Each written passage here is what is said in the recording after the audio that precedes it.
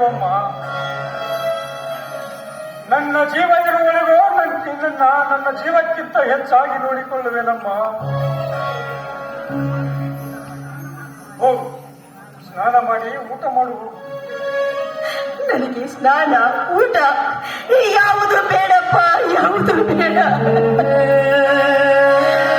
ಯಾವ ಸಂತೋಷಕ್ಕೋಸ್ಕರವಾಗಿ ನಾನು ಈ ರೀತಿ ಭೂಮಿಯ ಮೇಲೆ ಬದುಕಬೇಕಪ್ಪ, ಬದುಕಬೇಕು. ಸಾವು ಅವರಿಗೆ ಬರಲಿಲ್ಲಪ್ಪ, ಅವರಿಗೆ ಬರಲಿಲ್ಲ. ಅವರು ಸತ್ತು ನನ್ನ ಆಸೆ, ಆಕಾಂಕ್ಷೆ, ನೆಮ್ಮದಿ ಎಲ್ಲವನ್ನು ಕಸಿದುಕೊಂಡು ಬಿಟ್ಟರಪ್ಪ, ಕಸಿದುಕೊಂಡು. ಅವರ ನೆನಪಲ್ಲೇ ಈ ರೀತಿ ಕೊರಗುತ್ತಾ ಕುಳಿತುಕೊಳ್ಬೇಕಾಗಿದೆ. ನೋಡಮ್ಮ, ಸಾವು ನಮ್ಮ ಸ್ವಾಧೀನವಲ್ಲವಮ್ಮ, ಅದು ಶಿವನಿಚ್ಛೆ. ಆತ ಕರೆದಾಗ ನಾವೆಲ್ಲರೂ ಹೋಗಲೇಬೇಕು. ಸಾವು ನಿಲ್ಲಿಸುವ ಶಕ್ತಿ ಅದಾರಿಗಿದೆ ಈ ಪ್ರಪಂಚದಲ್ಲಿ.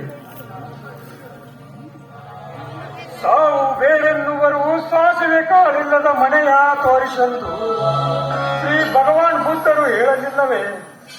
ಅದರಂತೆ ಸಾವು ಕಟ್ಟಿಟ್ಟ ಬುತ್ತಿಯಮ್ಮ ಎಲ್ಲರಿಗೂ. ಸತ್ತವರ ಮೇಲೆ ಭಾರ ಹಾಕಿ ಕುಳಿತರೆ ಪ್ರಪಂಚ ಸಾಗುವುದೇನಮ್ಮ?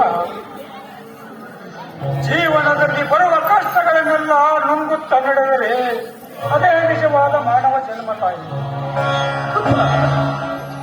ಯಾವ ಜನ್ಮದ ಪಾಪದ ಫಲವೂ ಗೊತ್ತಿಲ್ಲಪ್ಪ.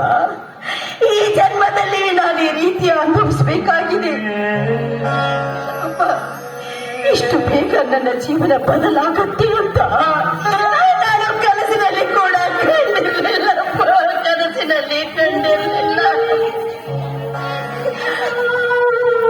ಅಪ್ಪ ಅಪ್ಪ, ಅಂದು ನಾನು ಅವರಿಗೆ ನೀವು ಹೋಗ್ಬೇಡಿ ಅಂತ ಎಷ್ಟು ಸಲ ಹೇಳಿದೆ. ಅವರಿಗೆ ನನ್ನ ಮಾತೆ ಅರ್ಥ ಆಗ್ಲಿಲ್ಲಪ್ಪ. ಯಾಕಂದ್ರೆ ಅವರ ದೇಶ ಪ್ರೇಮದ ಮುಂದೆ ನನ್ನ ಪ್ರೀತಿಯ ಮಹದಾಸೆ ಏನು ಅಂತ ಅವರಿಗೆ ಅರ್ಥನೇ ಆಗ್ಲಿಲ್ಲ.